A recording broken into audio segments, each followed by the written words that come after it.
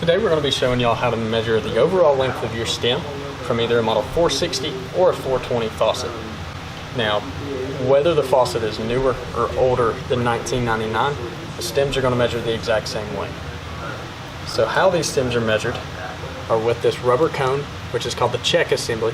You're going to measure that with that compressed, and you're going to measure from the head of this screw all the way down to the end of the splines that the handle is going to connect to. So the best way we have found to do this is just take your tape measure, make sure that's compressed, hook the end of your tape onto the head of that screw down in the check assembly, measure all the way down to the tip that the handle connects to. Now, with the stems, the exact length is extremely important. So we can see this one is measuring right at 14 inches, right on the dot. And the reason that exact length is so important is that if the stem, for some reason, is anything off, it's not going to work. It's either going to be too long or too short.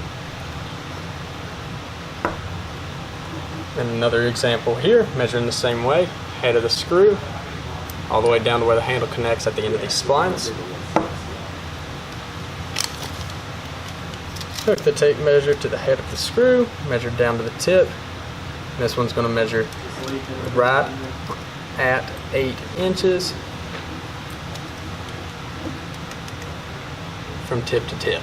And like I said previously, the exact length on these stems is extremely important. Now, if it is within a 1/16 of an inch, the stems will work. But that exact length is extremely important. And once again, this is how to measure the stem out of a 460 or 420 series Arrowhead brass faucet.